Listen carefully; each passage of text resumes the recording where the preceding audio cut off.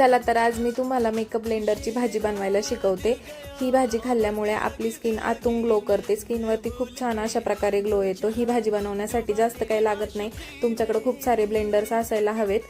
तुम्हाला काय करायचे, सगळे ब्लेंडर घ्यायचेत आणि पाण्यात टाकायचेत। त्यानंतर ते पाणी गॅसवरती गरम व्हायला ठेवायचे। पाणी गरम झाल्याच्या नंतर त्याच्यामध्ये कोणतं पण लिक्विड डिटर्जंट ॲड करायचे। तुम्ही कोणतं पण लिक्विड डिटर्जंट घेऊ शकता।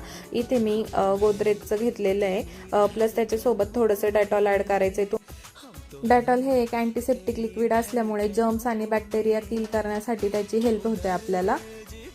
मेकअप ब्लेंडरची भाजी वगैरे असं काही नसतं आणि मी पण इथे कुठल्याही प्रकारच्या मेकअप ब्लेंडरची भाजी वगैरे काही बनवत नाहीये। ही जस्ट फक्त सिम्पली एक ब्लेंडर क्लिनिंगची मेथड आहे, जी की तुम्ही घरच्या घरी ट्राय करू शकता। मेकअप आर्टिस्ट असाल तर नक्की ट्राय करून बघा, तुमचे खूप सारे पैसे वाचतील। कारण मार्केटमध्ये खूप एक्सपेन्सिव्ह ब्रश क्लिन्झर आहेत, ते विकत घेऊन सुद्धा आपल्याला इतका सुंदर रिझल्ट नाही भेटत। सुरुवातीला मला पण असं वाटलं होतं की ब्लेंडर गरम पाण्यात उकळल्यामुळे फुटतील किंवा खराब होतील, पण असं काहीच झालेलं नाहीये। ट्रस्ट मी गाईज, नक्की ट्राय करून बघा। खूप खूप सोपी मेथड आहे। इथं मी जास्त काहीच केलेलं नाहीये, मी फक्त कपडे धुवायच्या मशीनचं लिक्विड घेतलंय, प्लस त्याच्यात थोडंसं जर्म्स आणि बॅक्टेरिया किल व्हावं म्हणून थोडंसं डेटॉल ॲड केलेलं आहे।